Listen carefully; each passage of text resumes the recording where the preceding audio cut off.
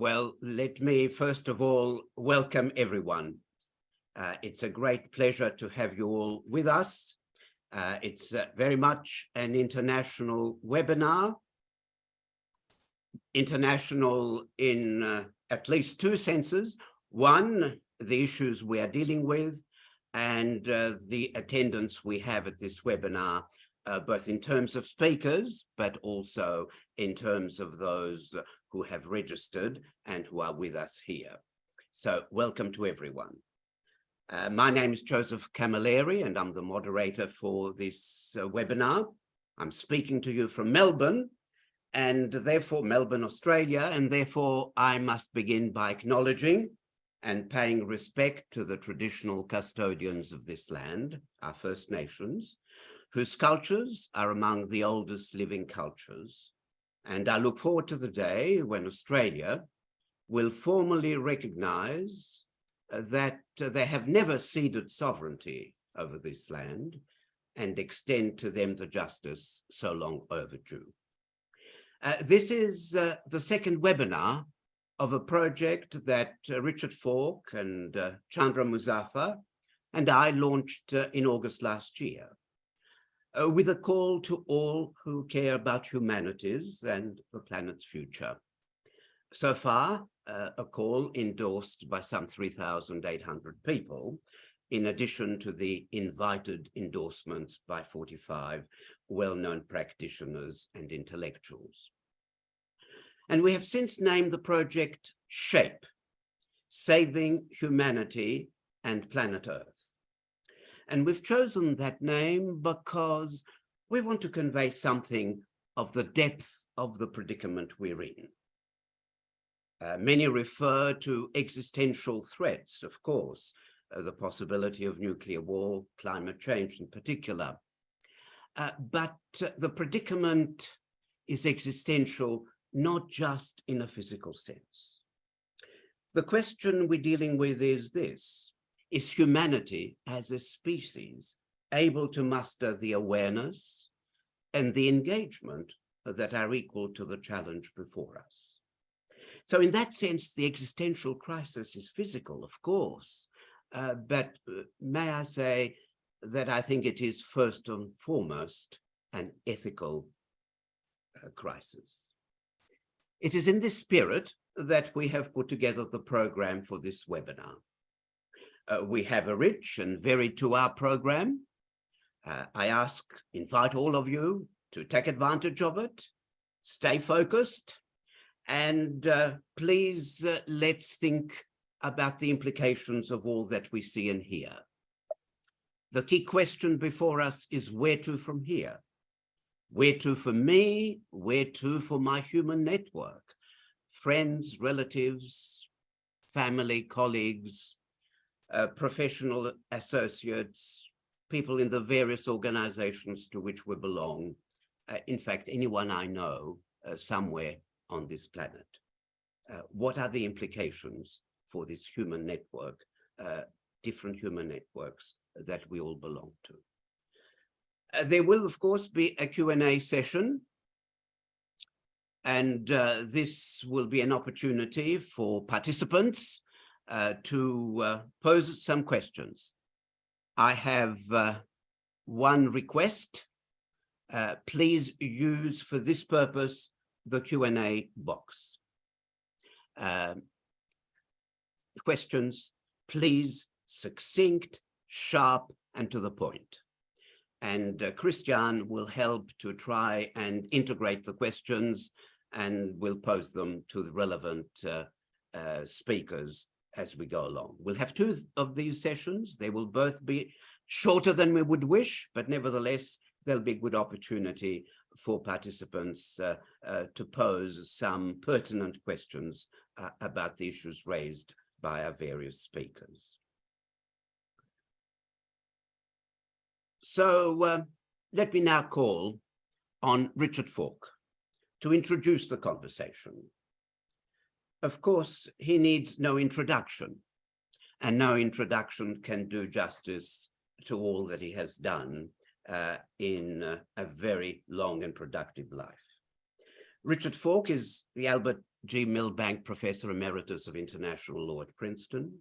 He holds the University Chair of Global Law at Queen Mary University, London.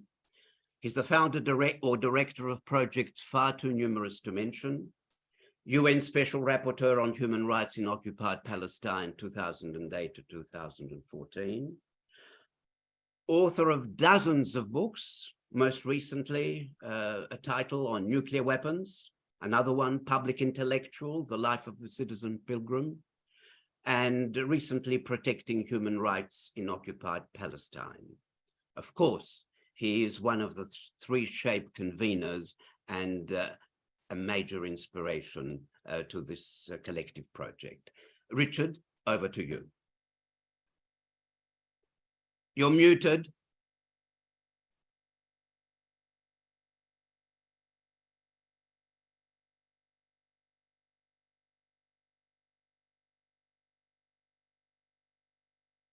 As you did, Joe, I wish first to welcome all those that have joined us in this second webinar, and to express my hopes that we are embarked on a common journey to a more desirable future than seems to be on the horizon at the present time.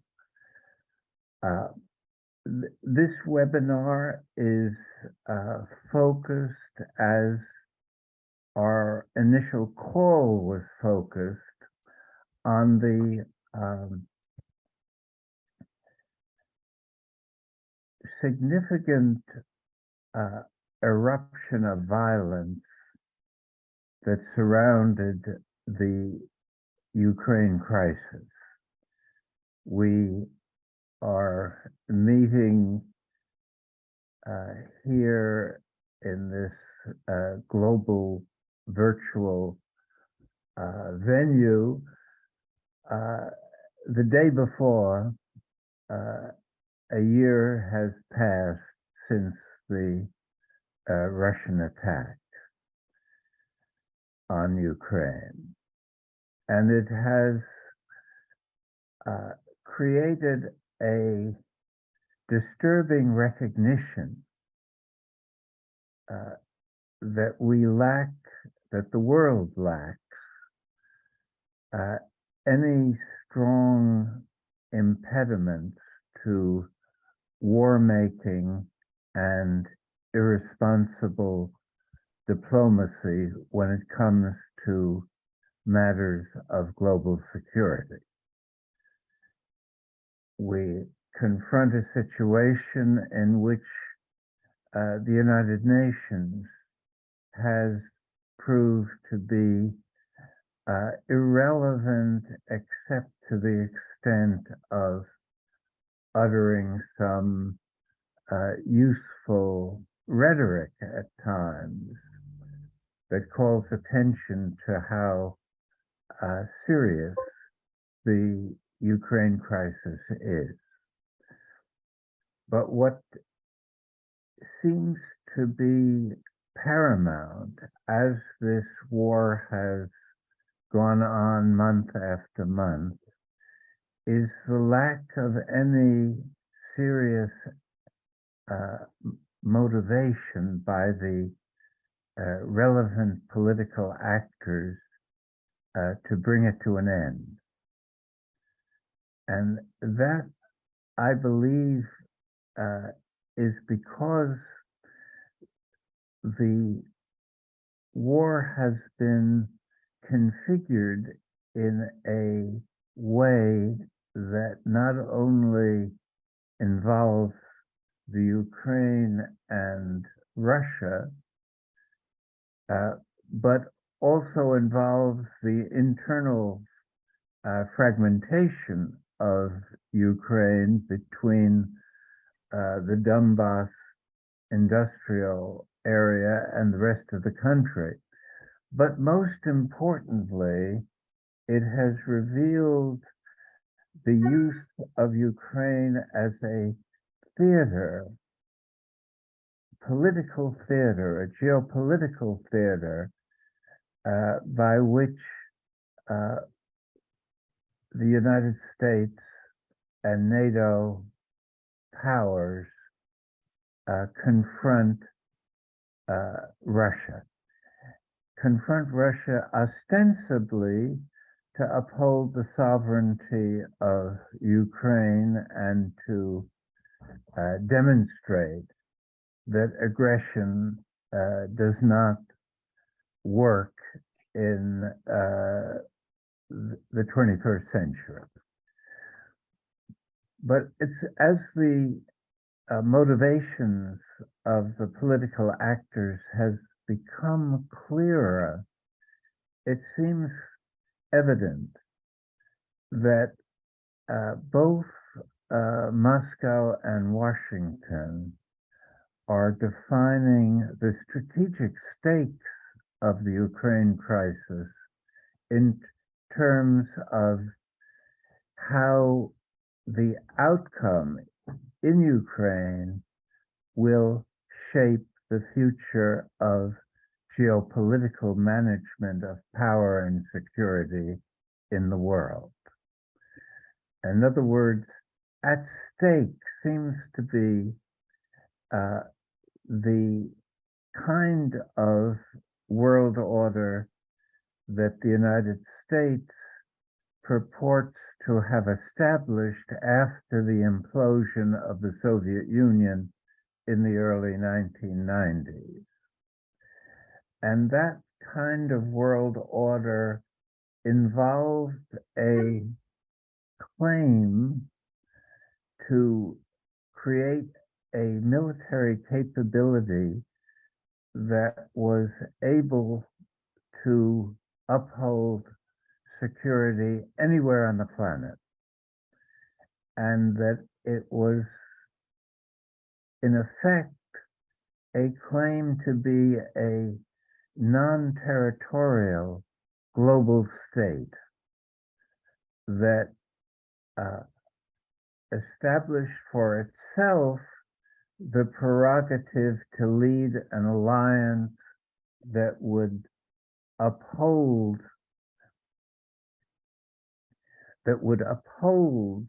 the ideas of a single geopolitical center for the management of global security and global power.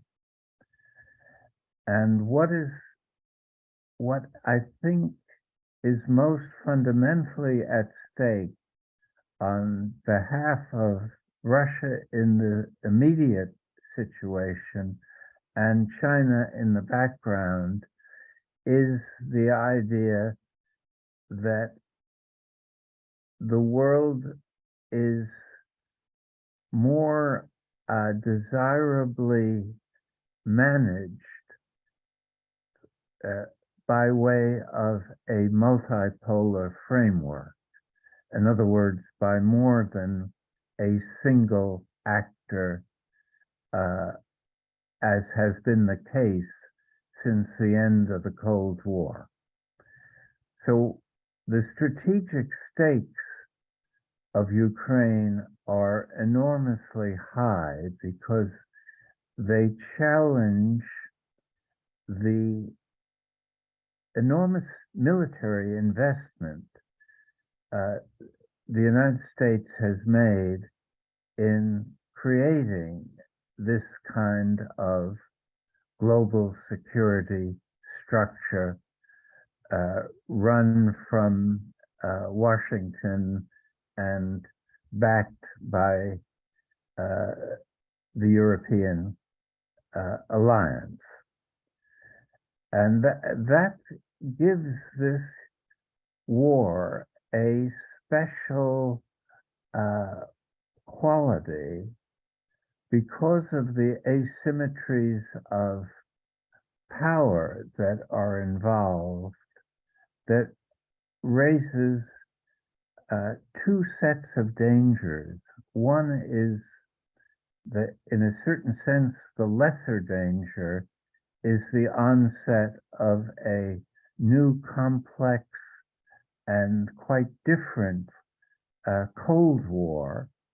And the second is the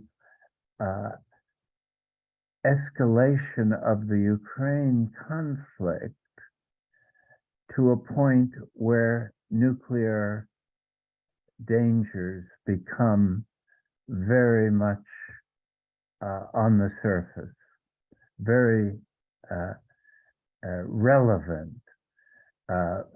And it would be, I think, useful to recall an American president, John Kennedy, saying shortly after the Cuban Missile Crisis that one should, and I quote him, while defending our own vital interests, nuclear powers must avert those confrontations which bring an adversary to a choice of either a humiliating retreat or a nuclear war.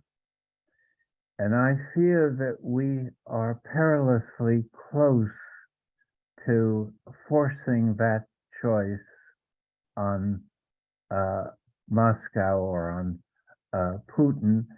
And the leadership exhibited by Biden has shown no sensitivity or minimal sensitivity to the risks entailed by pushing the strategic goals of the United States to that point where Russia has these two alternatives. And I think it's also important in this context to recognize that unlike the Cold War between the West and the Soviet Union, which had its very clear fault lines, particularly in Russia, particularly in Europe, that were established during World War II at the Potsdam and Yalta conferences, and created a situation that probably prevented a Third World War. In other words, the clarity of those fault lines in Europe and to some extent elsewhere in the world, respected by both sides, led crises to be managed. The exception to that was the Cuban Missile Crisis and to some extent the conflicts in the divided countries, especially Germany, where those fault lines were not nearly as clear. Richard, time. Good. Here in the situation spiraling out of Ukraine, there are no fault lines. And there's the ambiguities that could easily lead the world to stumble into a World War I kind of scenario where a hot war emerges without it being intended by any of these political rivals. Let me stop there. Thank you so much, Richard. I'm sorry I had to, there's probably some problem with my little bell, which was meant to be innocuous, but anyhow, thank you so much for, as usual, a very penetrating insight to where we were and where we are now. We're now going to have a couple of video clips. The first is just to remind everyone of the horror that is the Ukraine war in the here and now, let alone what it could become. And then a very interesting clip on Seymour Hersh's investigation into the Nord Stream 2 gas pipeline. Ben, because we are a little short of time, I suggest we deal only with that first part of the second clip and not the second part. Over to you.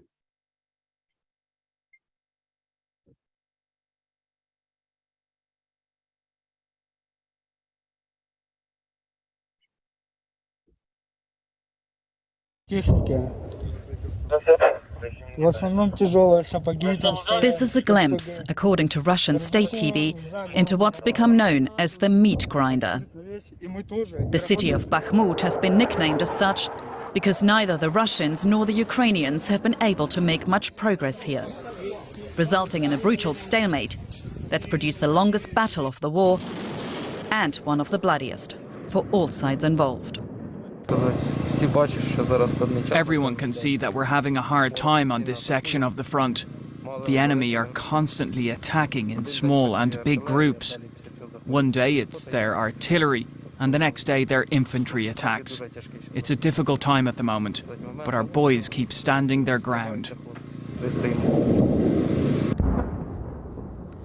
The battle for Bakhmut is now in its 7th month. Russian officials recently claimed that its forces have almost encircled the city. Not so, says the head of the Wagner mercenary group, which has spearheaded the Russian offensive. We're pushing forward house by house, square metre by square metre. It's hard work. It's not clear at all where the stories about some kind of encirclement are coming from. Bakhmut will not be taken tomorrow because there is heavy resistance. It's grinding. The meat grinder is working. Despite the ferocity of fighting, Bakhmut isn't considered a game changer in this war. Military analysts say the city holds more symbolic than strategic importance, but it's important nonetheless. Its capture would give the Kremlin a much-needed victory after months of setbacks and give its troops a new foothold in the Donbas region, which the Russians partially occupy but want full control of. For Kiev and its troops, Bakhmut holds emotional value.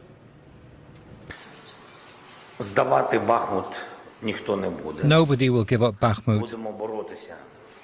We'll fight for as long as we can. We consider Bakhmut our fortress. We consider people who died there heroes.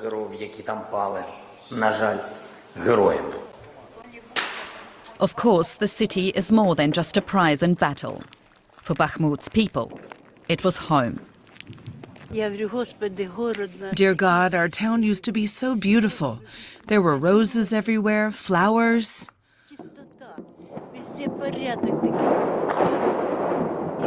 It was clean. Everything was kept in order. It's a memory that stands in stark contrast to scenes like this and the bloody battles that have earned Bakhmut its gruesome name.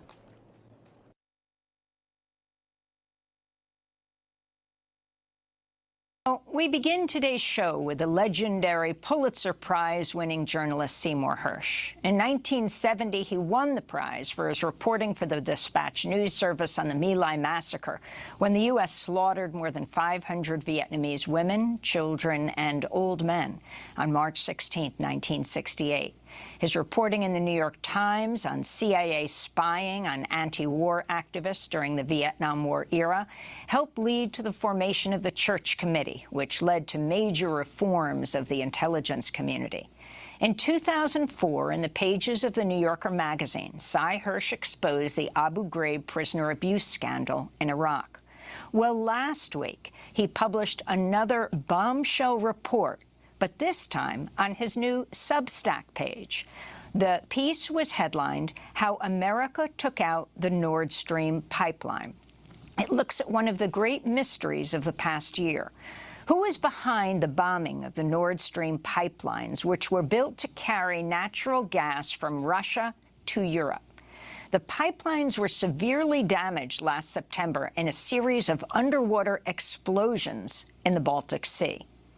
In his new piece, Cy Hirsch cites an unnamed source who says the sabotage was carried out by the U.S. Navy, which planted remotely triggered explosives during NATO exercises last September.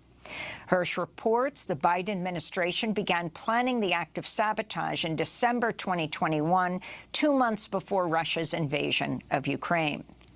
On February 7th, 2022, President Biden held a joint news conference with German Chancellor Olaf Scholz, and Biden brought up the future of the Nord Stream pipeline.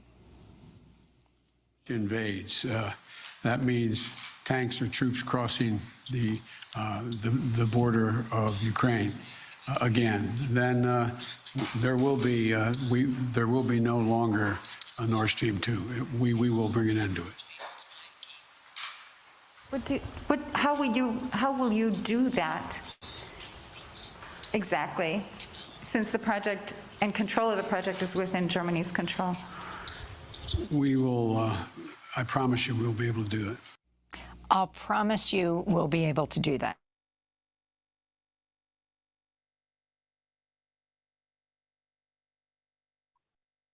Okay, there's what follows in that video is a quite substantial interview with Seymour Hersh, who explains how he got his information, how it looks, by all accounts, pretty clear that it was in fact the United States that inflicted serious damage to that pipeline. Interestingly enough, and it's a major comment on our media, that report has barely surfaced in mainstream Western media, and very little reference to it. It's a damning indictment, and not just of what was done in relation to the pipeline, but the quality of the coverage of the war by many of the Western media outlets. All right.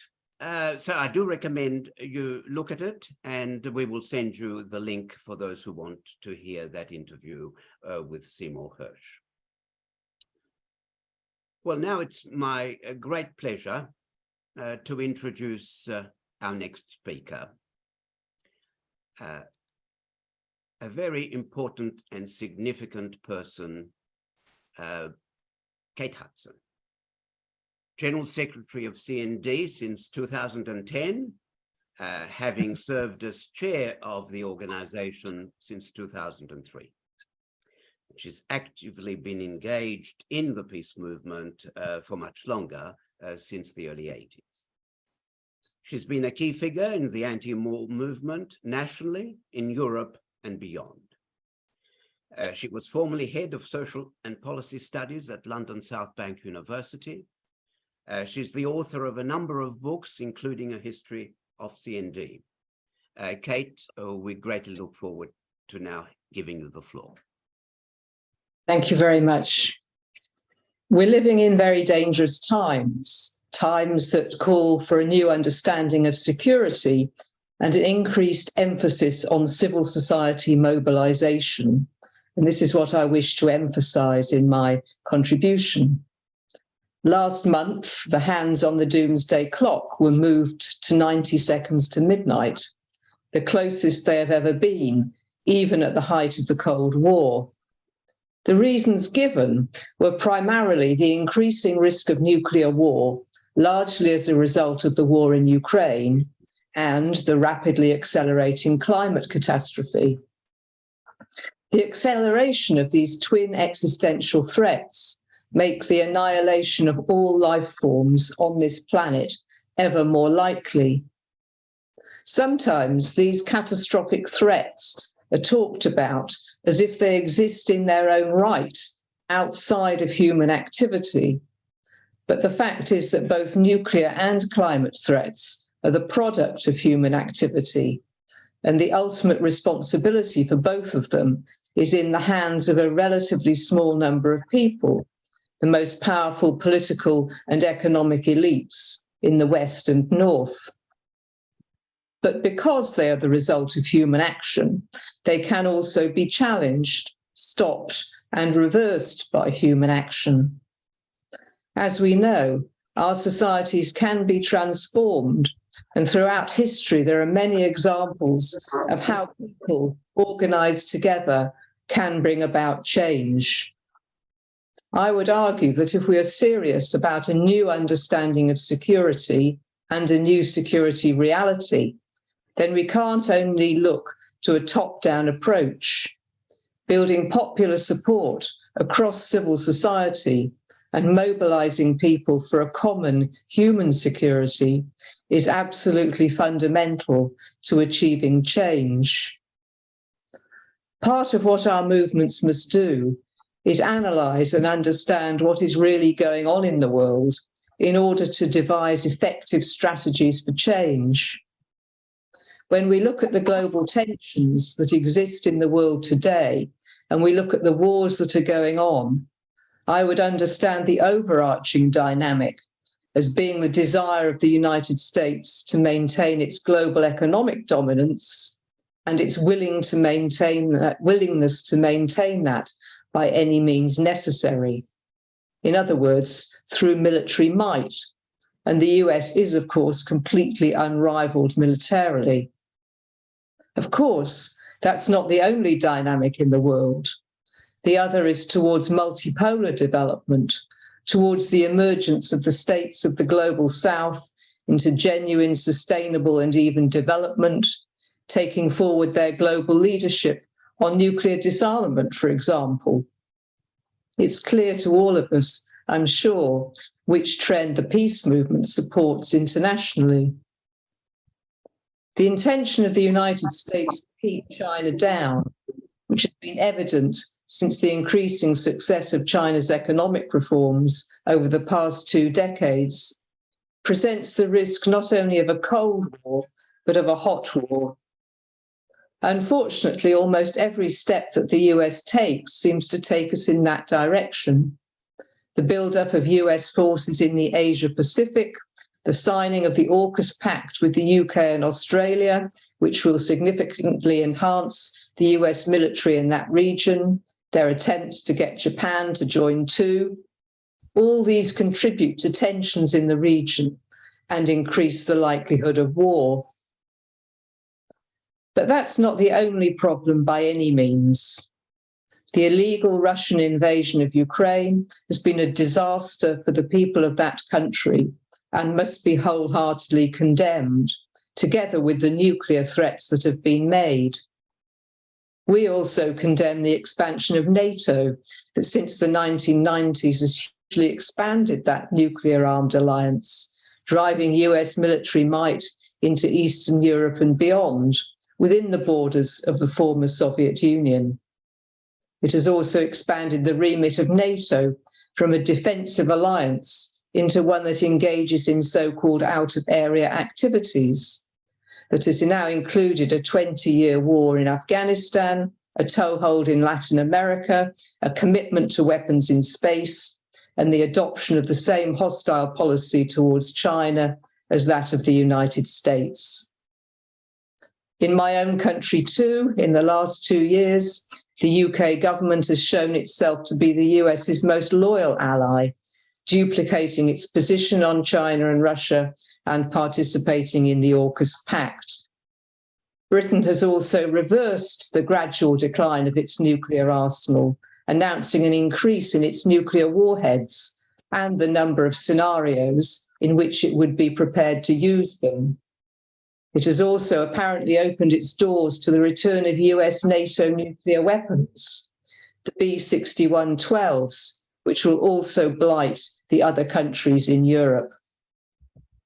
A terrible byproduct of the Ukraine war has been a rapidly intensifying militarization within Europe, often reversing long-held policies almost overnight. Not only does this increase the risks of the war escalating, it also takes money away from public goods like healthcare and social support and puts it into weapons of war and the pockets of the arms manufacturers. It also, through uncritical support for pursuing the war to a military conclusion, contributes to a militaristic culture where warfighting is celebrated and nationalism increases. These are just a small fraction of the challenges we face today, not just as a peace movement, but as a global community. The scale of the arms trade, the extent of wars and killing, the brutalization of communities and destruction of infrastructure, the contamination and contribution of military emissions to global warming, all these lie within the framework of what we collectively must address. Finally, to say, it is a big challenge, but these are issues that are crucial to the future of humanity and to all forms of life. As a movement, we must coordinate together across borders in solidarity to mobilize wider sections of society for a culture of peace, to make the case for the survival of humanity, and to show clearly that there are alternative ways of running society that do not involve killing, exploitation, and destruction. A multipolar world allowing for the equal development of all in peace and justice seems like a good choice. Let's work together to make that happen. Thank you. Thank you, Kate, for a wonderful panoramic view of the predicament we face and of the immense potential of human mobilization in response to that challenge. We're now going to hear from Paulina Chan. She's currently a graduate student at Fudan University in Shanghai, has studied international and Chinese politics over the past 8 years, including at the University of Toronto and the LSE. A researcher at the Asia Pacific Foundation of Canada, she joins us today as a young person, an important voice, deeply concerned with global security. Paulina? Hello, thank you so much. Firstly, I'd like to thank the organizers and Professor Falk in particular for inviting me to this event. It's a great honor to be here among so many whose work I deeply respect and admire. I'd just like to state that the ideas presented today are my own and don't reflect the positions of any of the institutions I'm affiliated with. So as mentioned, I've studied international and Chinese politics over the past several years. So to begin, I'd just like to quickly touch on the topic of China and global security. Firstly, I believe that China has played a constructive role in global security by promoting peaceful and diplomatic approaches to conflict resolution. And this is exemplified by its approach to the Ukraine conflict, where it has provided emergency humanitarian assistance to Ukraine and has repeatedly called for de-escalation and diplomatic solutions to the war. As for the Taiwan question, which is often raised in global security conversations these days, it's my understanding that this is inherently different in nature to the Ukraine conflict on the basis that this constitutes a domestic affair. Taiwan has been a part of China for centuries, and we can expect that China's approach to solving this issue will reflect this reality while striving to maintain regional and global security.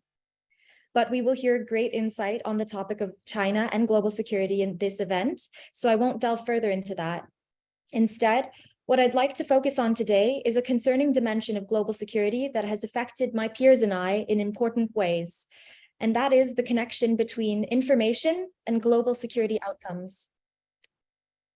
Ever since I began studying politics back home in the West, I've often wondered how regular people and politicians who are probably not naturally violent or inhumane could consent to the destruction of other nations and peoples through wars and sanctions, and how they could do this based on the belief that this is morally justifiable and better than diplomacy.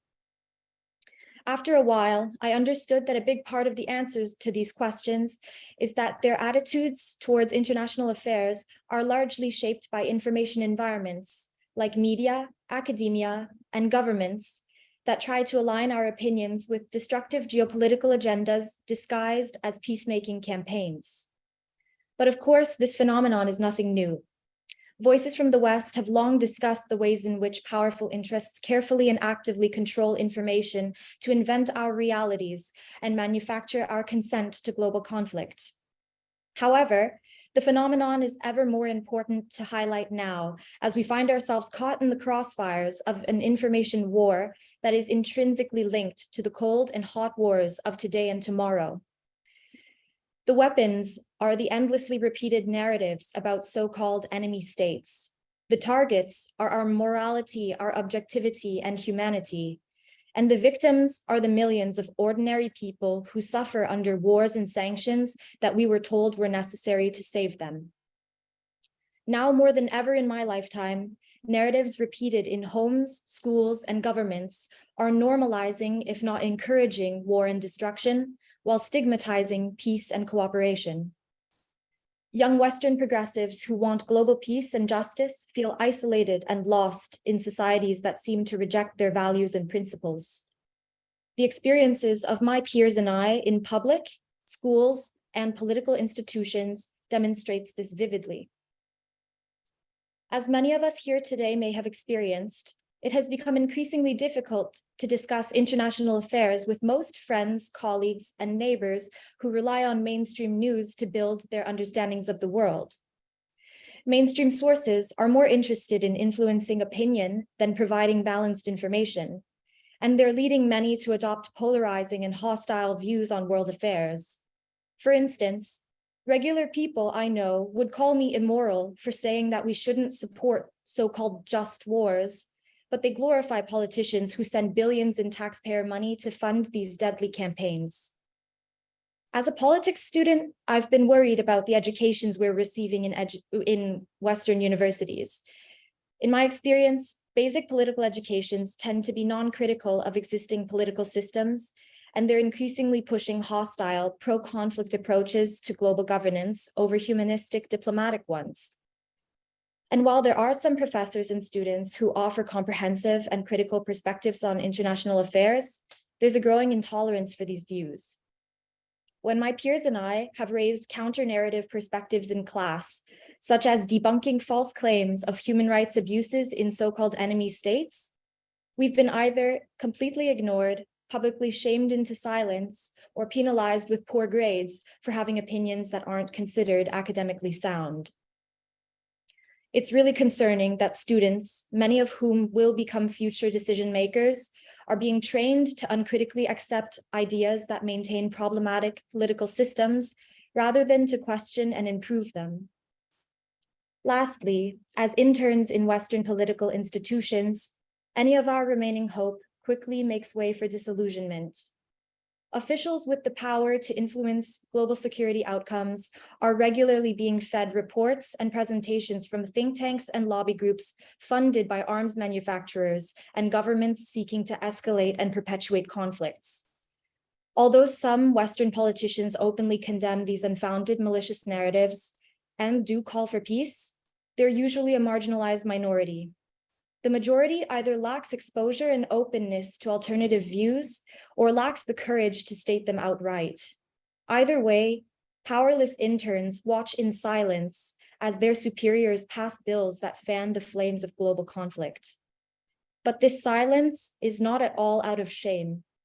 It's just that our environments have become so intolerant to our opinions that we fear facing professional consequences for speaking out. And this feeling follows us through many areas of our lives. I would say that in general, there are two dimensions of global security issues that our information environments have given rise to. Most people are developing hostile attitudes towards global conflict. And the other is that these environments are discouraging people like myself who would like to improve the political systems. So I would say that I don't have all the answers, but perhaps a stepping stone for these issues could be that we could restructure information environments to expose people to ideas that could lead us down a path of peace and stability, and also provide a form of solidarity with those of us who are young progressives wanting to make a change so that we can hopefully build a better future in our political systems. Thank you. Thank you so much, Paulina, for giving us a very important snapshot on what is often a regrettable aspect of academia, certainly in many parts of the Western world, and I suspect elsewhere. Something to keep in mind as we move forward with possibilities for, hopefully, dynamic change in the years to come. Well, now, I think there are some questions. So we're going to take a few questions and come back to a Q&A later as part of the program. So, Christian, over to you, if you can relay to us some of the questions, and then we'll see who might be best placed of the speakers we've had so far to answer them. Yes, thanks, Joe. As you can see, if you just glance at the question and answer icon, there's been quite a number. So let me start by sort of grouping a few and trying to frame them in a single question. So a number of people have asked regarding the Ukraine crisis. Is a negotiated settlement still a possibility? What might such a process look like? How can this global security predicament that's be prevented in the future? And very much connected, is there a country currently that presents itself as a candidate, as perhaps an honest broker to mediate a solution? So packaging a few questions up into one, yes. I'll just leave that with the panel. Thank you. Thank you. I'll direct those questions first to Kate. What do you make of one or other of these questions? Well, what big questions. So thanks very much to the audience for putting those forward.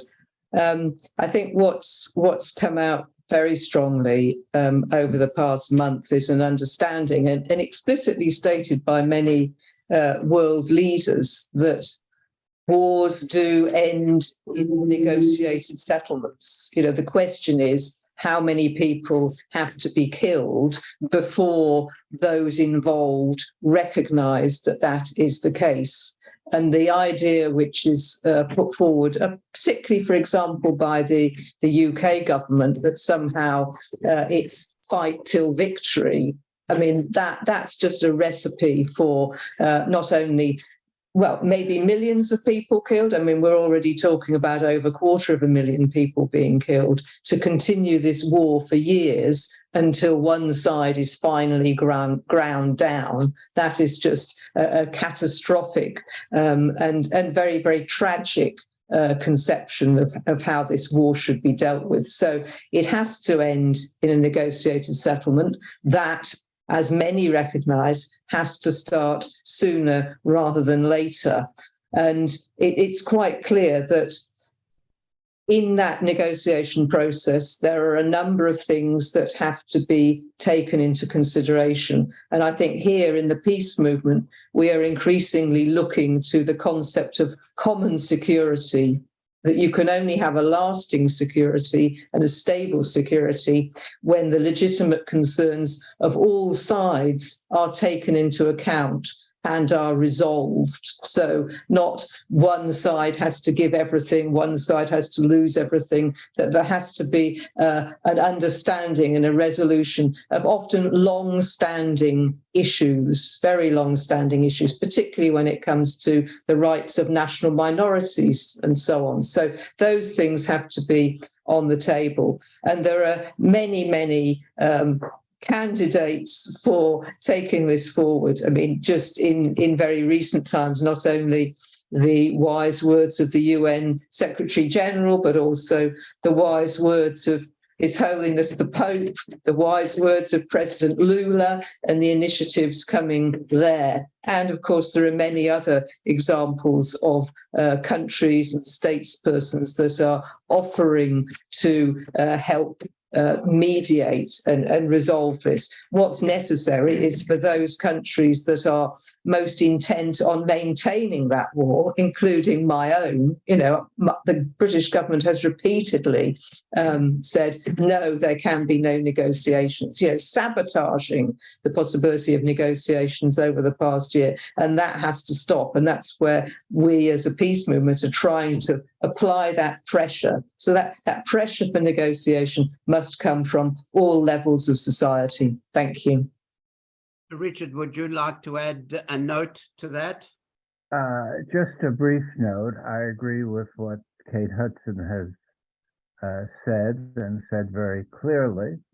I would only add that it's important to think of this at this stage as primarily a geopolitical war between Russia and the US. And until there's the political ambition on both sides to settle that war, it will be very difficult to make the kind of progress that Kate Hudson's remarks proposed. And so far, it's quite clear that Ukraine and Zelensky have been discouraged from exploring diplomatic options. And they've been discouraged primarily on by using the leverage of this increasing military and economic assistance and the general inexperience of Ukraine in dealing with a situation of this sort, so that the necessity is for a powerful mobilization of civil society demanding a ceasefire and a diplomatic process that ends with a political compromise and some recognition that we are better off from the human point of view with a multipolar world than with a unipolar world.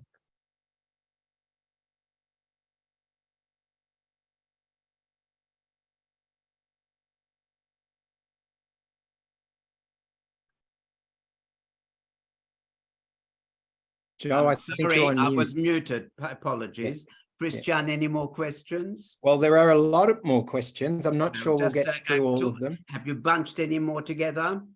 There's one that came up in a couple of questions, and it concerns the notion of a proxy war. We've heard some narratives about the Ukraine war being a proxy war. The one question is this a realistic or even helpful way of understanding what is really going on? Perhaps I'll leave it at that. I did want to leave time for one more after this to Pauline Chan. Yeah. Okay. So if we could get a brief response on that one, I'll come back. All right. The question is this the best way of understanding what's going on? Is the Ukraine war a war by proxy? Who would like to have a go at that? I can give a quick answer to that, if you wish. Please. I think it is a type of proxy war in the sense that the outcome in Ukraine is being shaped by external forces, both the NATO forces and Russia, and the conflict between Russia and the US has assumed a paramount character in the conflict. I think it's the most dangerous form of proxy war because what's at stake is not the control of Ukraine. That's a secondary issue, unlike Syria, for instance, which was a genuine proxy war. Here, the primary issue at stake is the geopolitical alignment between Russia, the US, and China. And that leads to a different kind of strategic calculation by the relevant governments. Okay, let's go to the next question. Yeah, there were a number of questions for Pauline, so I might direct these specifically to her. So there are a number of different questions. So in order to condense it into one, how does Ms. Chan think that China's actions, how will they pan out with regard to Taiwan? Is there a distinctively Chinese or way that's not militaristic in which this might pan out? There's also some questions about China's actions in the West Philippine Sea and whether these can be regarded as constructive in the way she framed.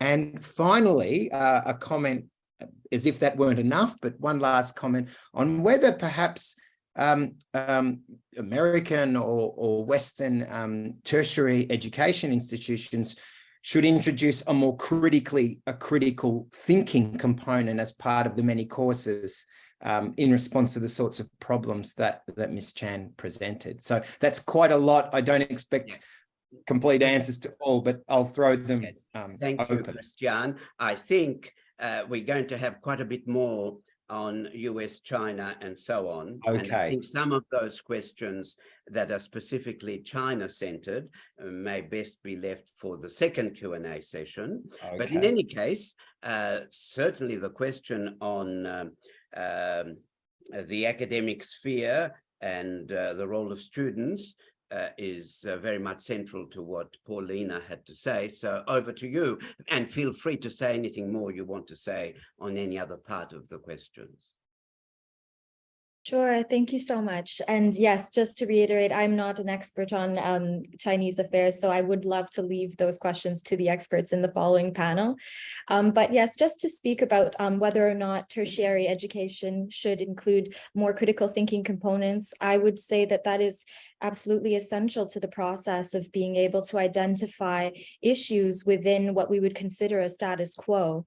And critical thinking is certainly what I benefited from in my education. I was lucky enough to be part of a lot of different programs and departments that were not necessarily mainstream, but definitely did teach me how to question everything that I thought I knew about what history and the world meant. And it really opened my eyes to the ways in which the information we are exposed to really does shape our reality, and the more information we're exposed to, the better our understanding can be. So yes, I would say that we can all benefit very much from having more increased critical thinking components in tertiary education. Okay, well, I think we should move on. There'll be plenty more opportunities for more questions. And if some of the questions that have already been put have not been fully answered, we might have an opportunity to address some of those a little later in the program. Now, we're going to move to a discussion that's a little bit more focused on China as opposed to Russia and the Ukraine conflict. To set the scene, so to speak, a very short video clip on US-China tensions, and then a little take on the balloon affair, as some have called it, with a number of cartoons, interestingly enough, almost exclusively appearing in US media outlets. So let's see that video clip first.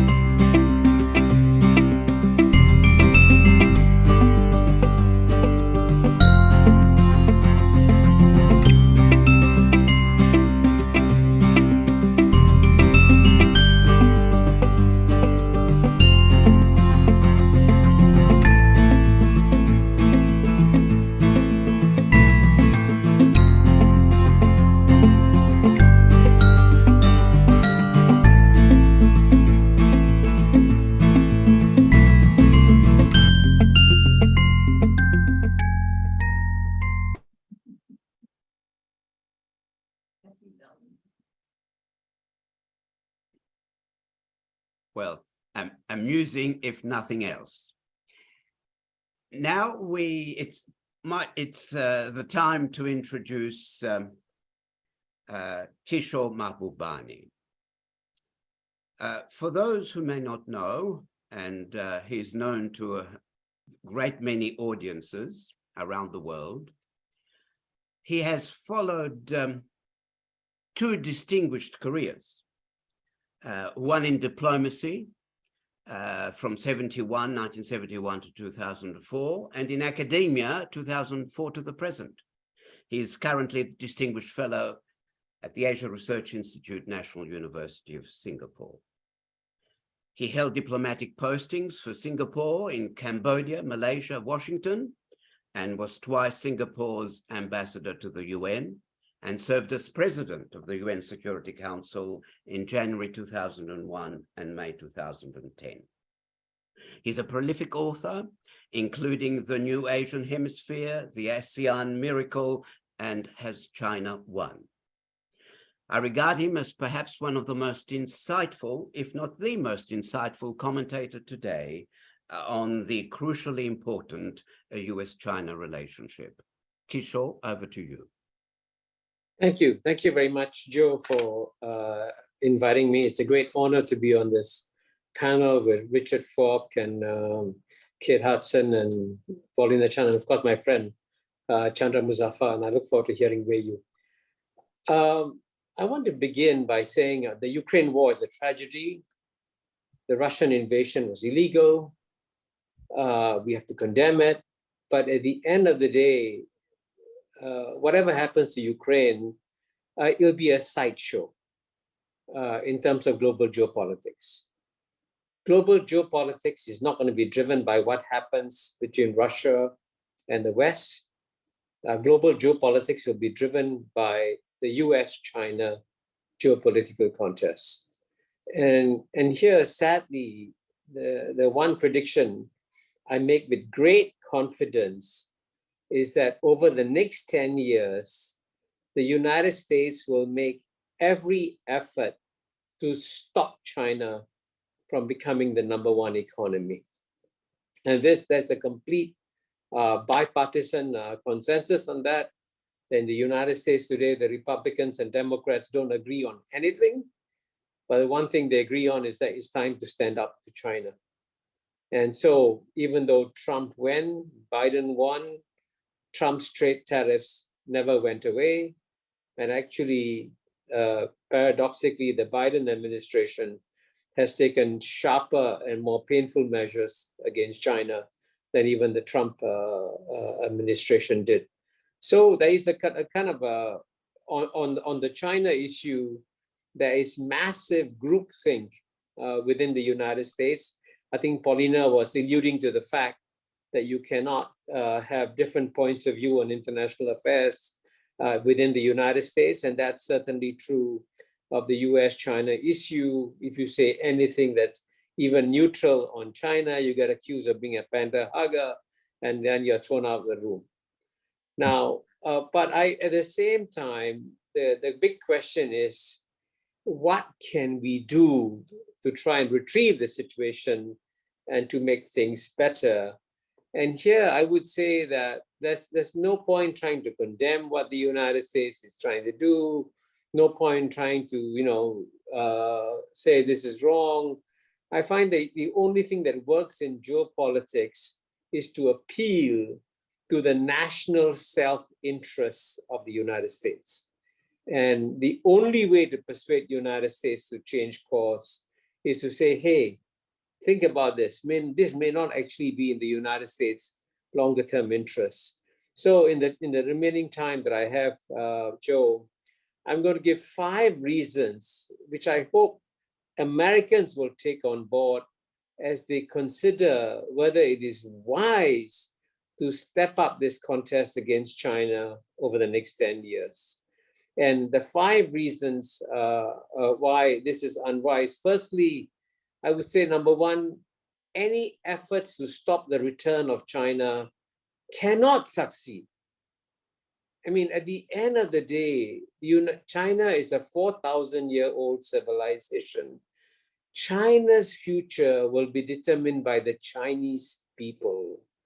And it will also be determined by the life cycle of Chinese civilizations. And, China goes down 100, 200 years. And, China suffered the most brutal century of humiliation at the hands of the West from 1842 to 1949. And now China is bouncing up. And the last 40 years of socioeconomic development in China have been the best 40 years in 4,000 years of Chinese history. So, there are very sound reasons why the Chinese government is very happy with the way, why the Chinese people are happy with the way that the Chinese government is running the country, because they get benefits from that. So trying to stop China, number one, ain't gonna work.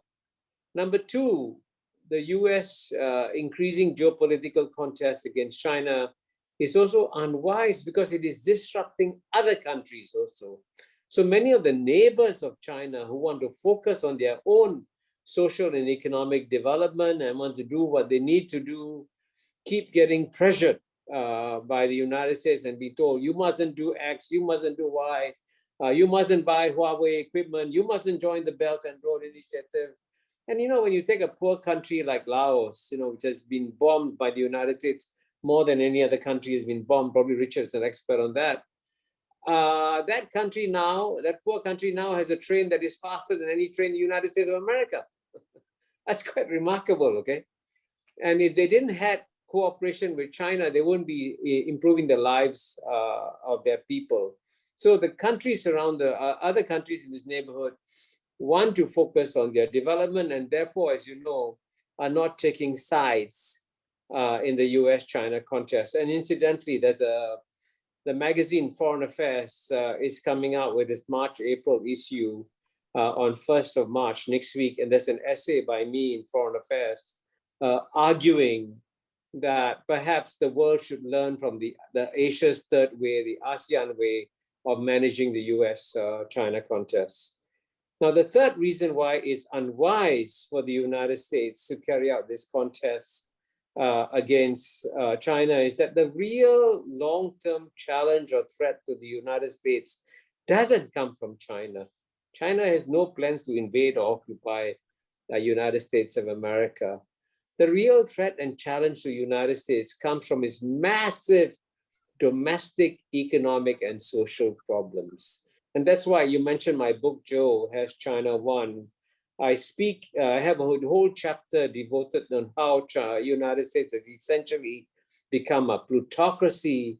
And United States is the only major developed country where the average income of the bottom 50% has either remained stagnant or gone down over the past 30 years. And as we know, the United States, shockingly, as one of the richest countries in the world, is the only developed country whose life expectancy is going down. Now, these are very serious socioeconomic issues. Be wiser to use the resources of the United States to try and take care of its own people, because at the end of the day, even if China's economy becomes number one, if America's economy is shining and doing better, then America can remain the city on the hill. Right now, the city on the hill looks very depressed in the eyes of many countries in the world. And the fourth reason why it's unwise is that the rest of the world, the 6 billion people, have made it very, very clear, the 6 billion people outside China and United States, that they don't want to get involved in this US-China contest. Now, there may be a few Anglo-Saxon countries. As you know, for a while, Joe, the Morrison government was very enthusiastic in taking on China. Maybe the British government is anxious, is keen to take on China. But by and large, even the Europeans, as you saw in the visit of Chancellor Scholz to China recently, they are not keen to also join in a kind of a contest against China. And if you take a country like Brazil, for example, it took Brazil 20 years ago, 1 year to export $1 billion to China. Now it takes Brazil 72 hours to export $1 billion to China. So why should Brazil damage itself by joining this crusade or this contest against China? And the fifth and final reason why it is unwise for the US to carry on with this contest against China is that at the end of the day, there's a better way to manage the return of China and to deal with the new multipolar world that is coming.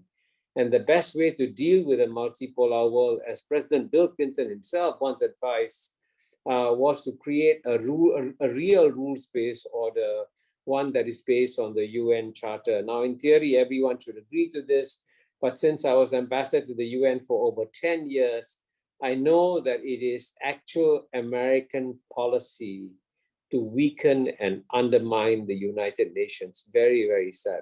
I mean, this is a sad thing. And I think it's actually, the United States is going against its own interests in undermining the United Nations. So basically, all we need to do is to persuade the United States, on the one hand, to say, okay, let China be China, let United States be United States, let them both live in peace with each other and strengthen the rules-based order. So that's the best way to managing a world in which you will no longer have one global superpower, but you will have many global superpowers. And I hope your discussion will help to move the world in that direction. Thank you very much.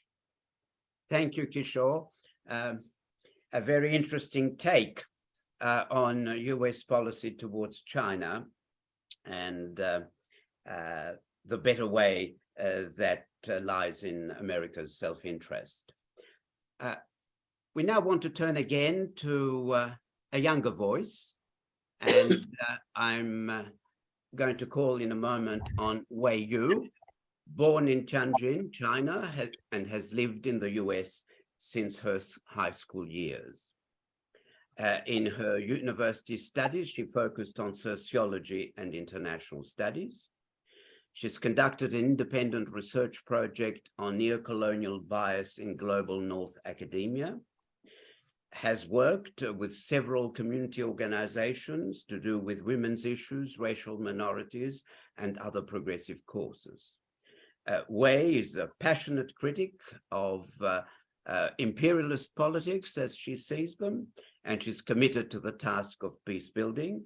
We're delighted to have you with us. Wei, over to you.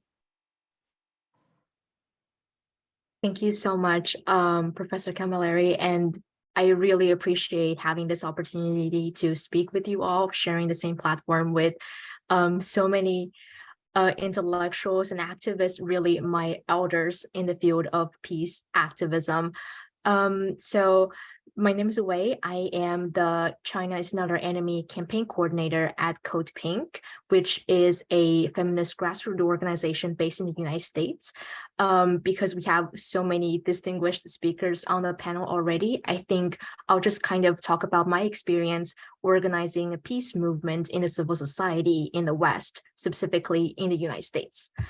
So Code Pink, again, we are a feminist grassroots organization, and we work to end US warfare and imperialism, support peace and human rights initiatives, and redirect resources to programs that improve people's lives, such as healthcare, education, green jobs, all that good stuff.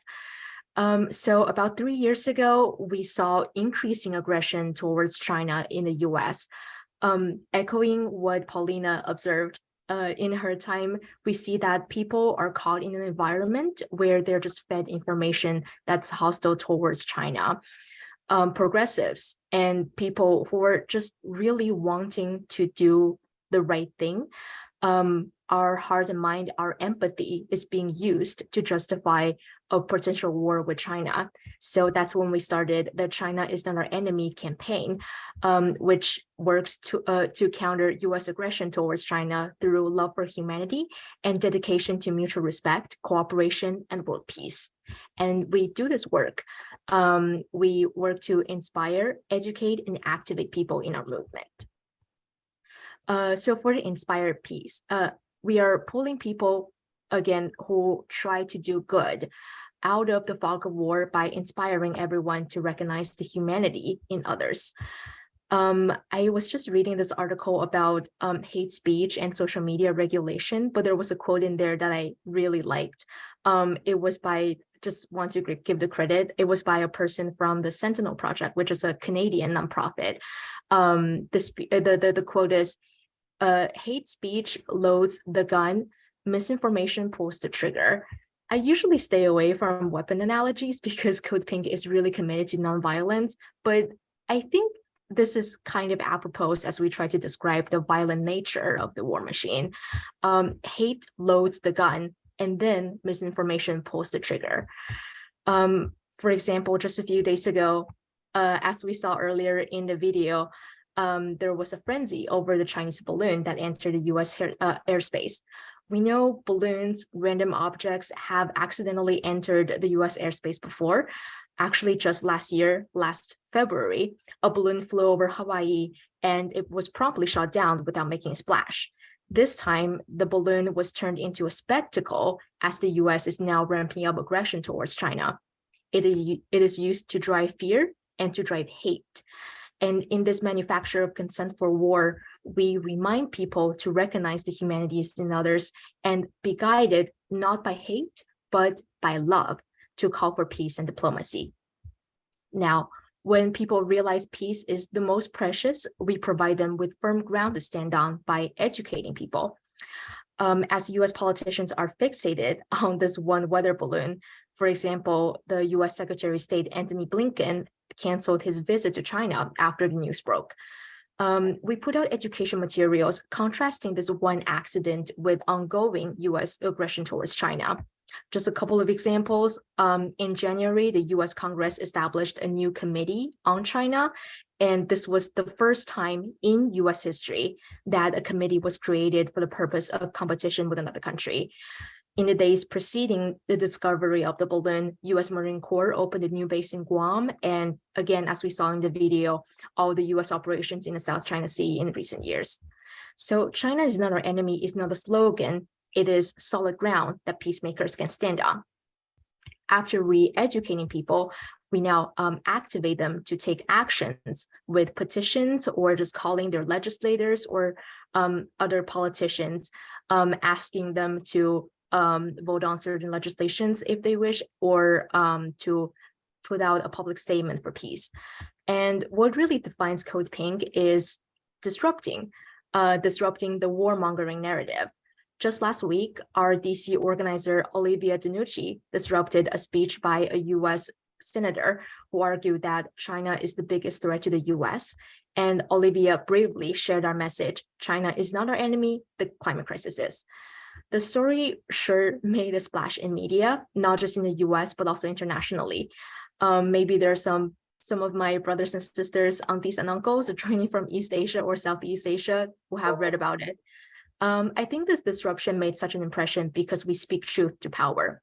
There's something really uplifting about it in an environment created by the powerful that is hostile to peacemakers. And then we are visible, we are loud, and we're spreading the message of peace and love. So we inspire, we educate, and we activate to build a movement in a civil society. I hope the takeaway for everyone here is that in our organizations, in our schools, our communities, let us be guided by love for humanity to call for peace and diplomacy. Thank you.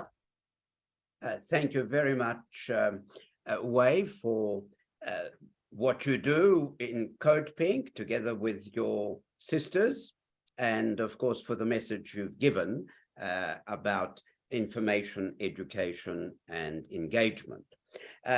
Well, that's perhaps a useful lead-in to our last speaker for this evening, and that's my very good friend, Chandra Muzaffar. He's president of the International Movement for a Just World, JUST for short, an international NGO based in Malaysia, which has over many years been trying to critique global injustice and to develop an alternative vision of a just and compassionate world guided by universal spiritual and moral values. He too is a prolific author or editor of some 32 books in English and Malay, a good number translated into other languages.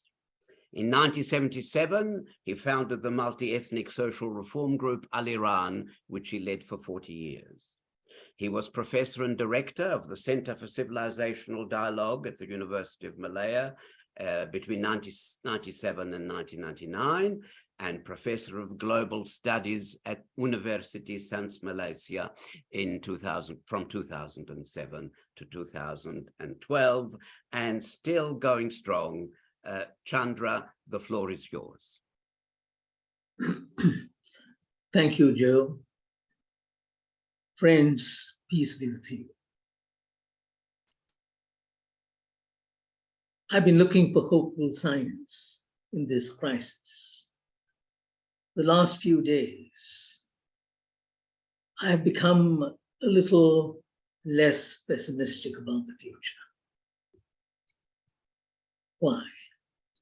Because we're now seeing public demonstrations, huge rallies taking place in certain Western capitals, not reported in the mainstream media.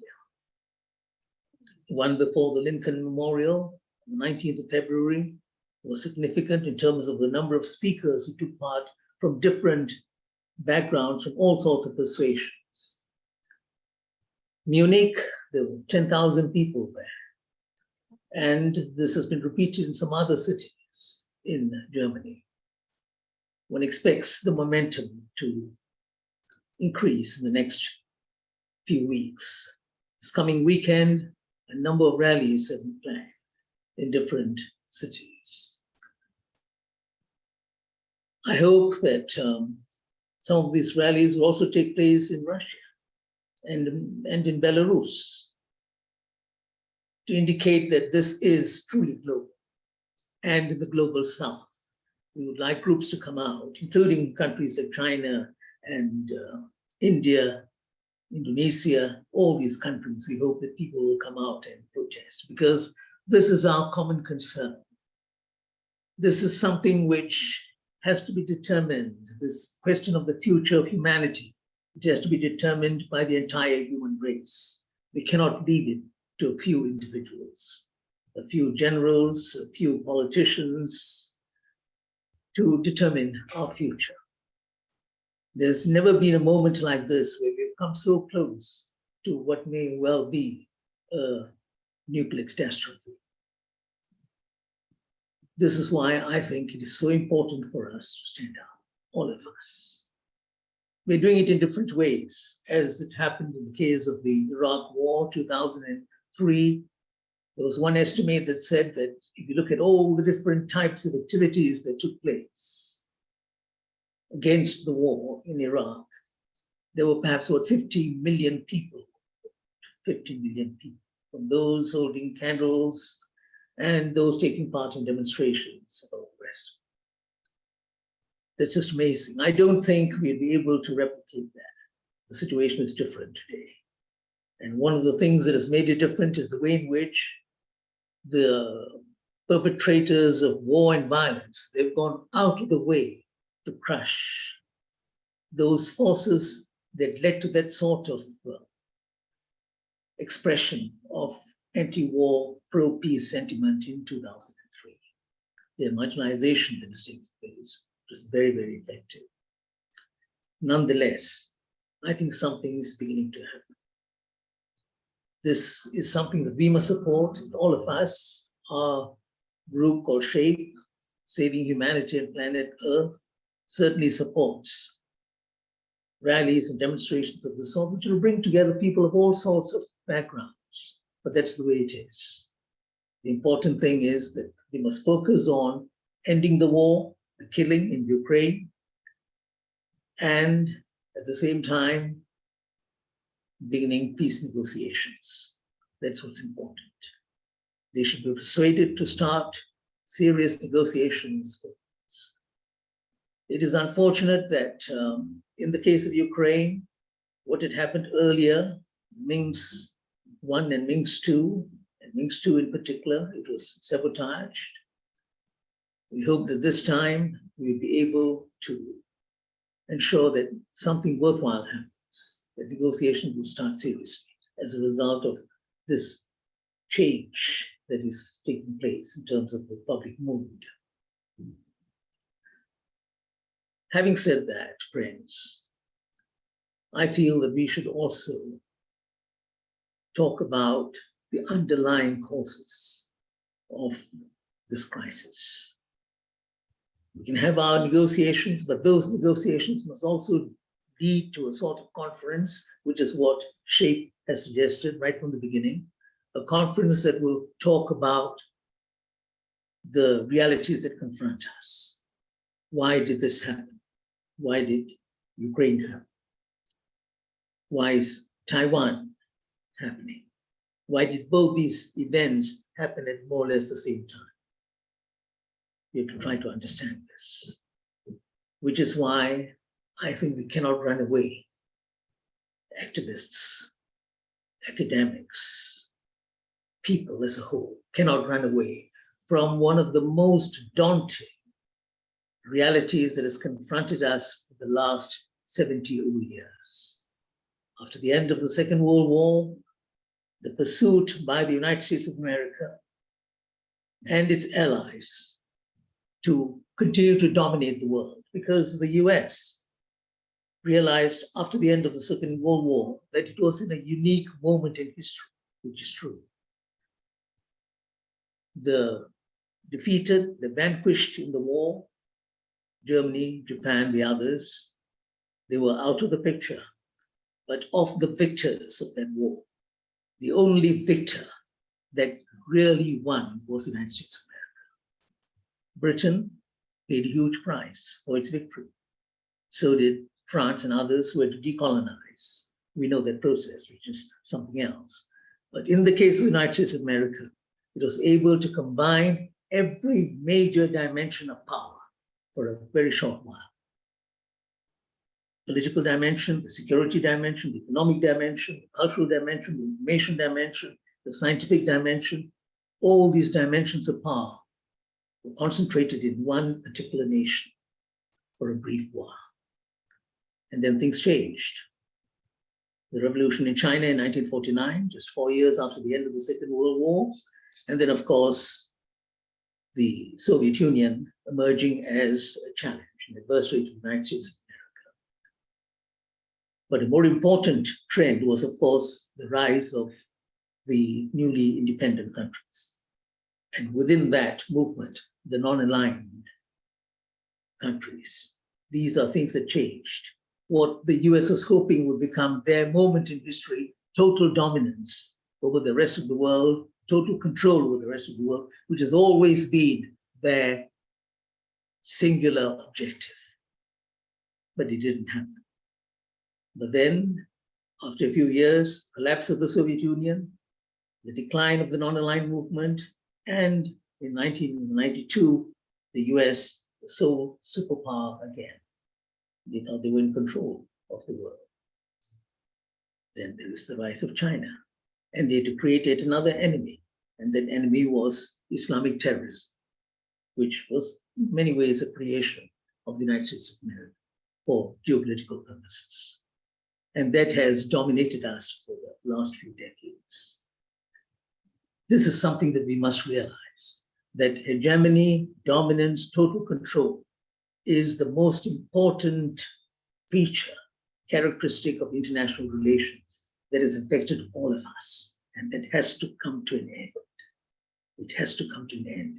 Ukraine would not have happened if it had not been for this. It is so well evidenced now, supported by all sorts of facts and figures that have come out, that the United States just ignored the pleas of Russia. The pleas which were real, that we have security concerns. Don't bring NATO to our doorstep. We don't want it.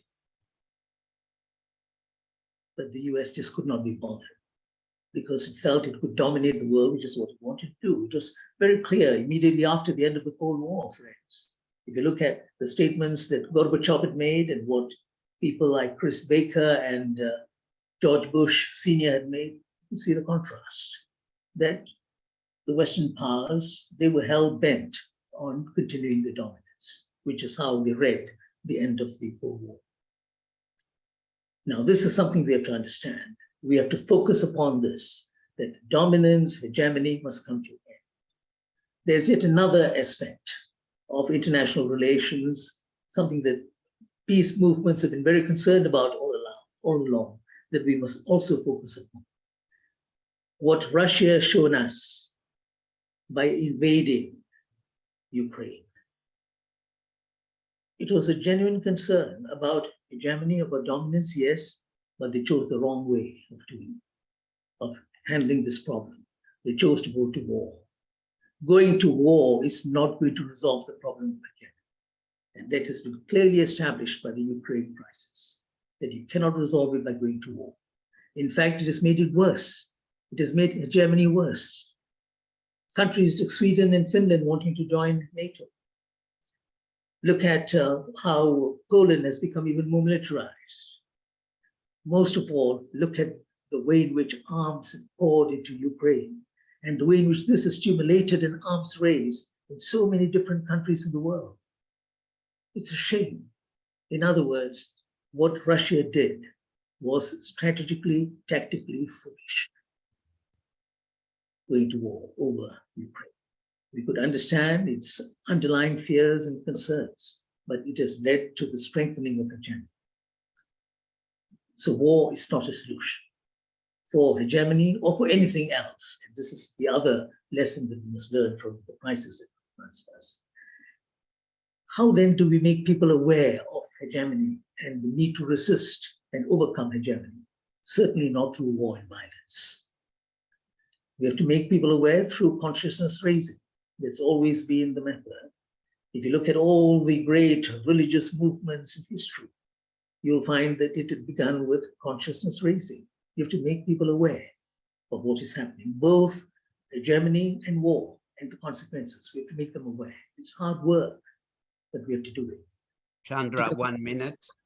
Yes, the last minute, Joe. Develop awareness of citizens groups. It's very, very important. Make them conscious of what they have to do. And at the same time, make use of the new technologies, the new media. Citizen journalism is a reality today. And in spite of what has happened, in spite of the mainstream media, in spite of the propaganda that some of our colleagues referred to this evening, we cannot run away from the fact that the alternative voices have also been heard.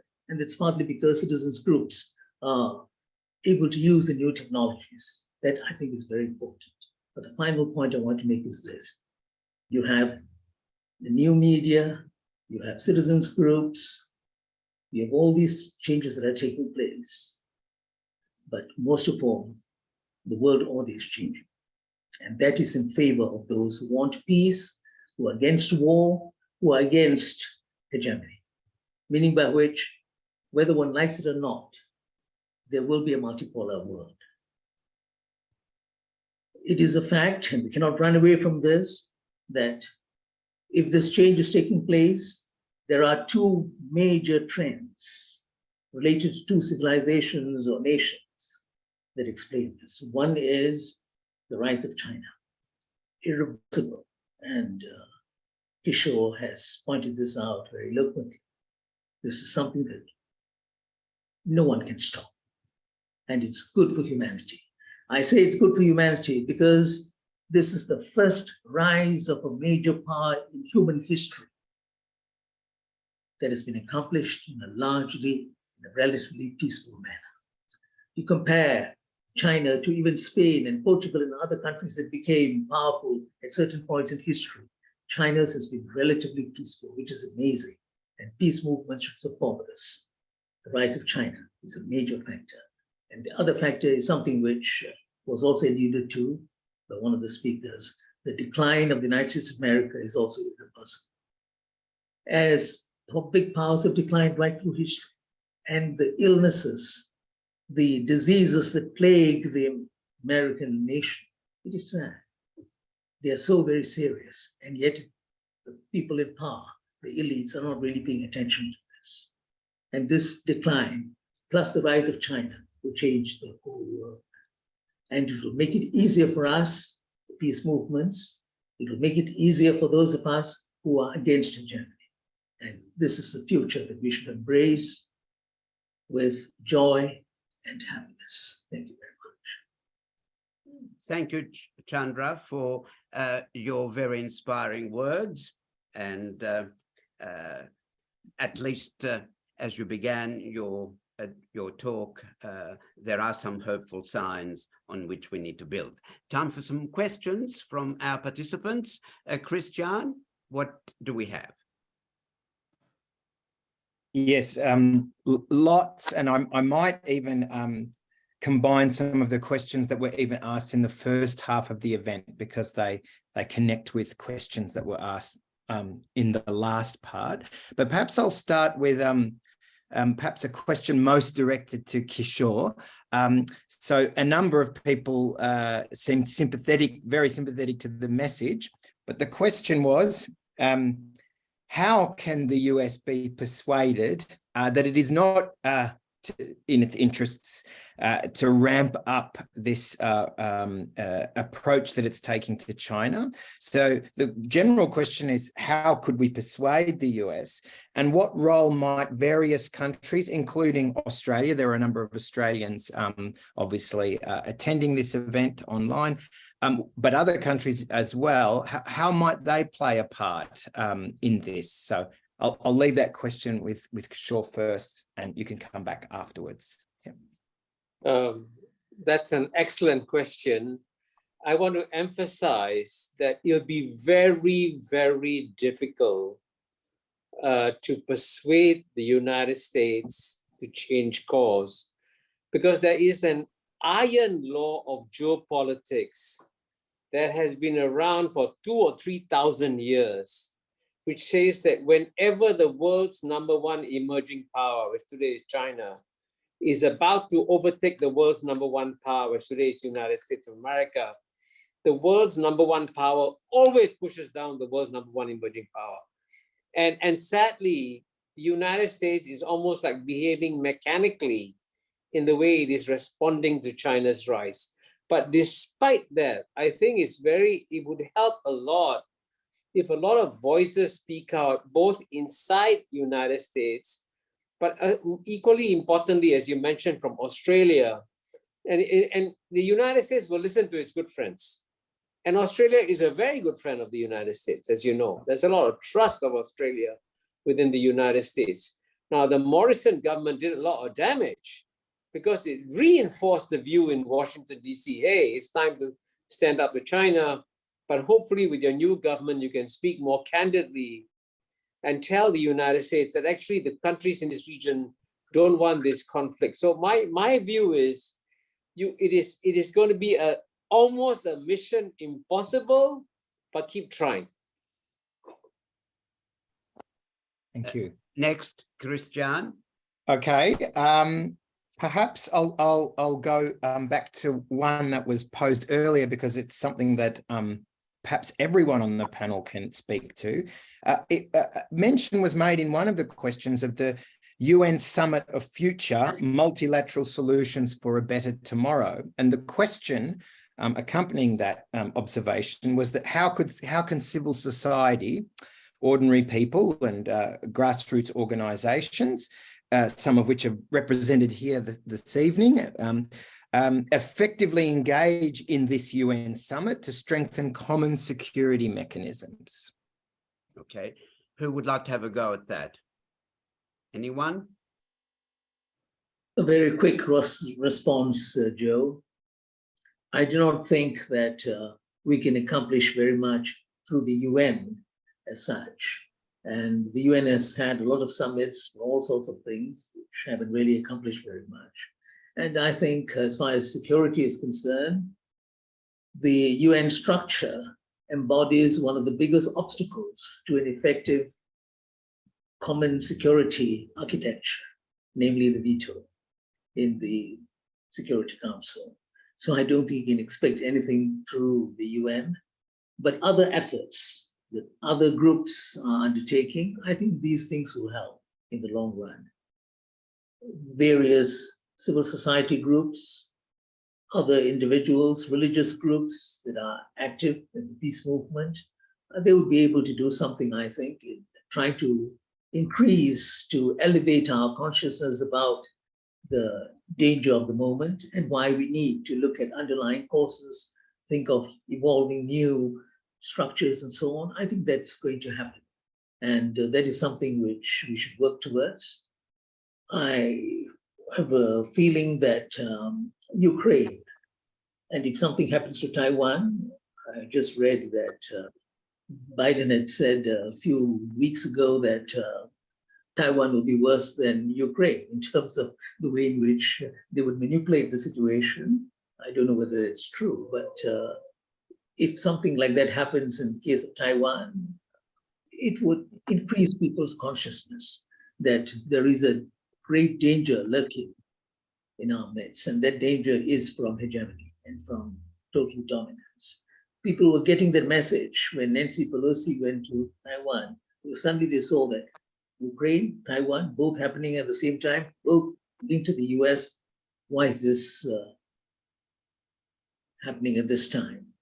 And people are becoming aware, I think. So this is actually a golden moment for developing that sort of mass consciousness, but not through the UN, through other channels. Anyone else wants to jump into that issue? If not, we move on to another question. Yes, and what's one from the start, but it's just been sort of reposted, and I did have it identified. The question initially was to ask what the attitudes of governments, media, and perhaps intellectuals in Asia, the Arab states, Africa, and Latin America were regarding to the US and NATO involvement in the war in the Ukraine. But the person has also, so I want to open that question. Do we have some sense of how that's being represented and how the discourse is going in those parts of the world?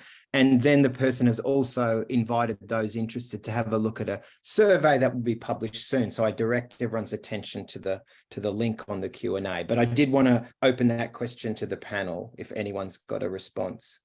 Can I quickly respond? I just published an article in the South China Morning Post about a week or 10 days ago, pointing out that even though the Russian invasion of Ukraine is illegal, and even though many countries in the world, majority, 140 countries voted for the resolution condemning the invasion, the fact remains that 85% of the world's population have not imposed sanctions on Russia.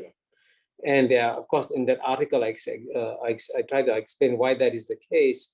And the simple answer is that most countries in the world don't see it as a black and white case where Russia is all evil and the West is all virtuous. And I say, as a student of geopolitics for 50 years, it is never the case in any geopolitical contest that one side is completely right and the other side is completely wrong. And clearly, you know, the expansion of NATO, many of you have referred to this, was unwise. And I would say, sadly, the Europeans have been, the caliber of European leaders has gone down dramatically. I mean, you used to have, let's say, Harold Macmillan or Harold Wilson, whatever it is. And now you have Boris Johnson and Liz Truss, okay? I mean, the caliber of mind of these people is atrocious. And it's shocking that a country like UK can vote people like this. And when these people beat the war drums, people say, hang on a second, I'm not stupid. Don't give me all this nonsense. And that's why, frankly, one of the major issues that I think the West should deal with is, why hasn't the rest of the world supported the West on the Ukraine war? Anyone else wants to say anything on that? Joe, if I may, a very quick response.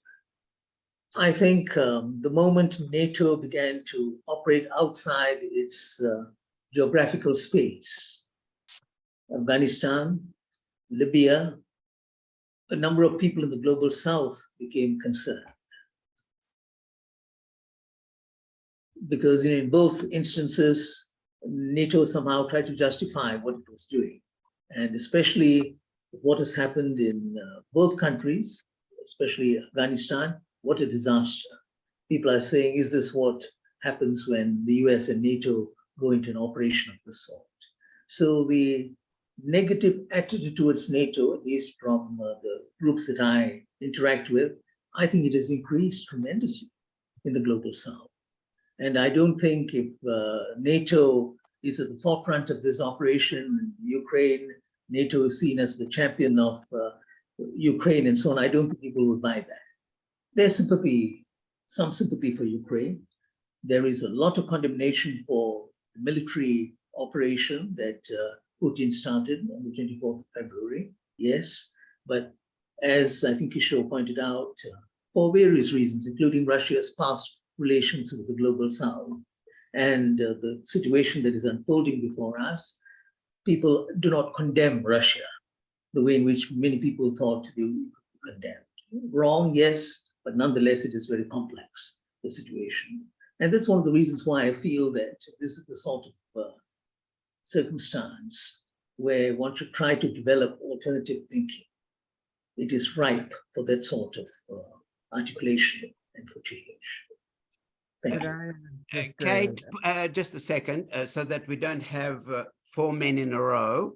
Does Kate or Paulina or Wei have anything they would like to contribute? No. Okay. Richard, did you want to say something?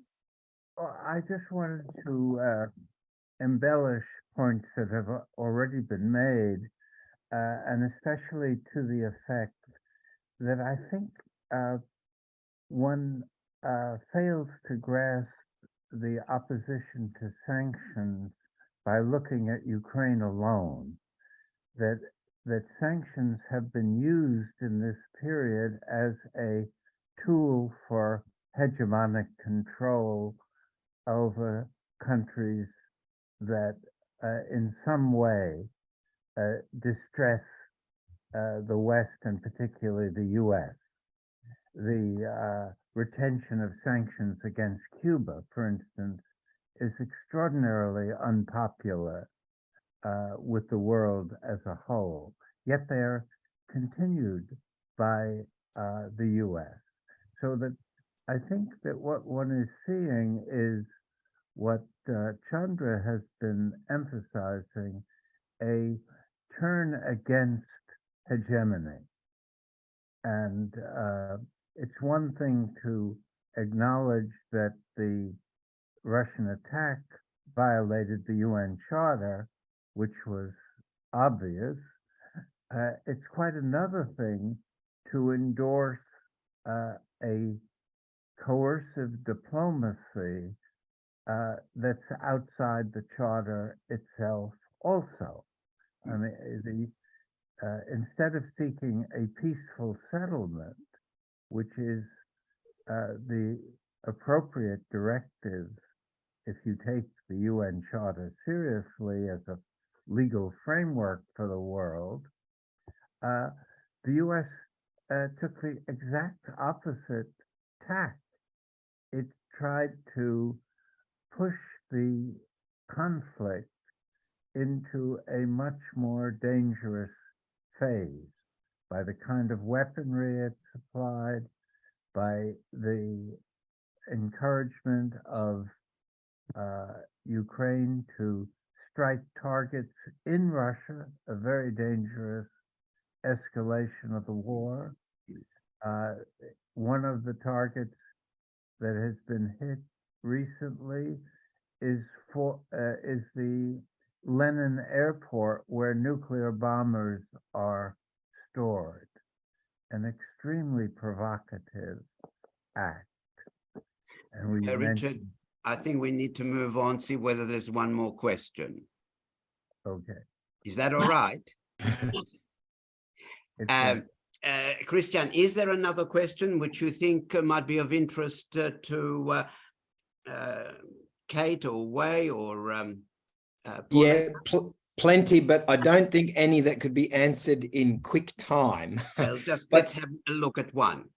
Oh, it's a very short question, but I imagine a very long answer. Well, we'll see. What does civil society look like in China? Oh, I don't know who can answer that. Wei, sure. do you want to Paulina. say something? Yeah, you go, Wei. yeah, People are wanting to hear your thoughts. Yeah. I just wanted to ask Paulina, because Professor Camillieri mentioned that you're currently a student at Fudan, so I was wondering if you're currently living in China. Yes, I'm currently living in China. Okay, then I think you are perfect to answer this question.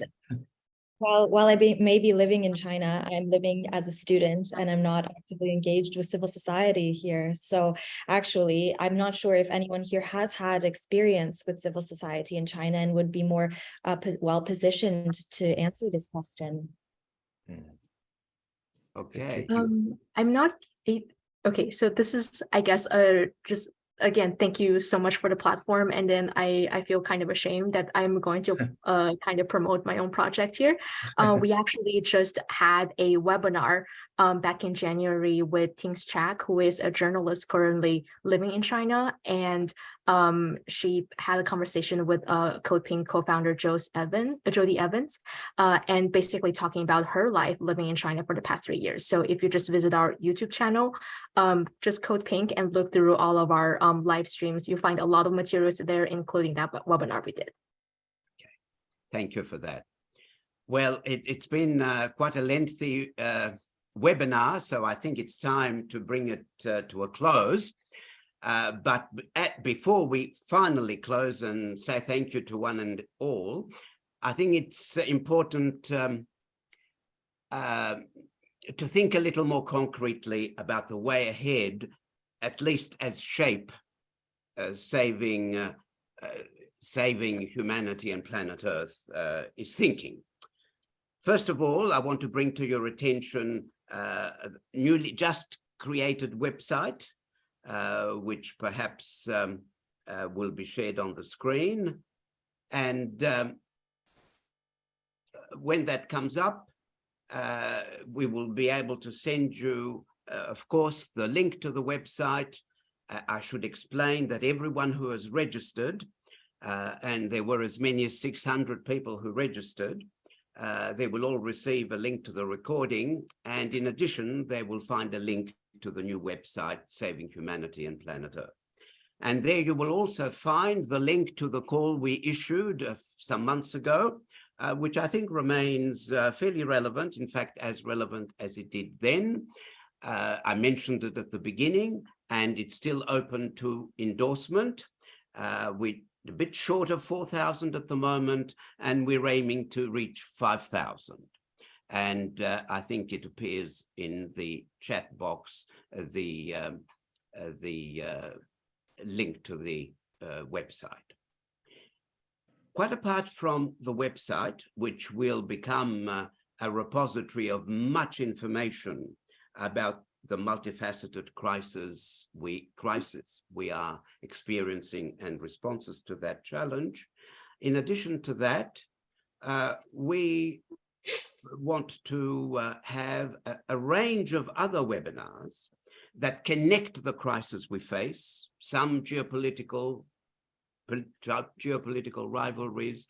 We've heard a fair bit about that today: climate change, loss of biodiversity, pandemics, educational systems not fit for purpose, media that misinform and trivialize, and much else.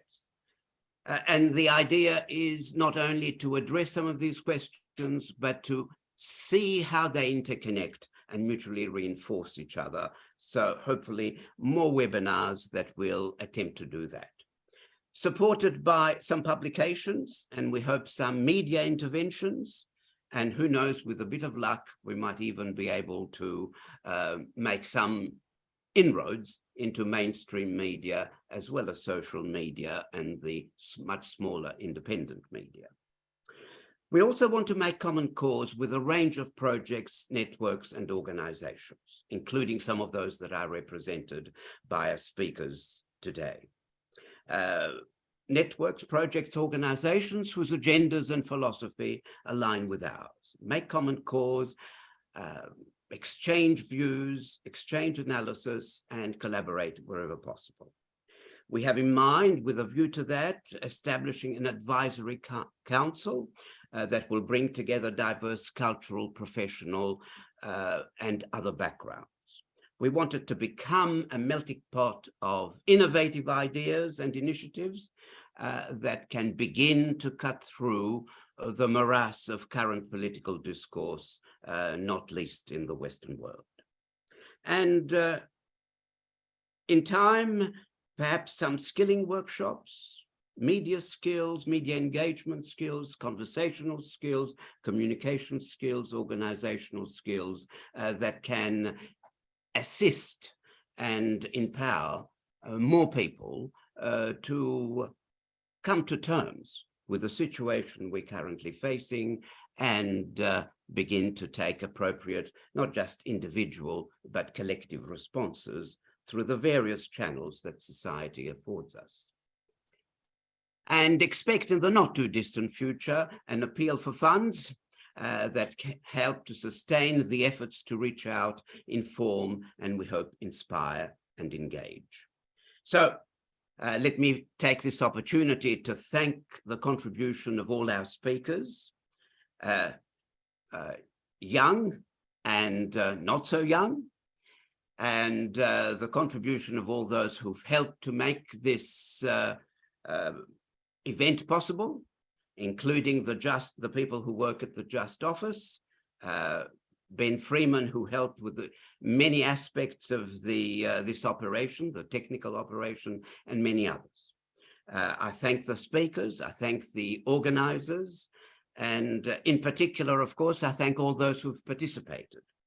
I know that the picture we've painted points to a very, very daunting task ahead, but the parting message I would leave with you is that that task is necessary and immensely doable.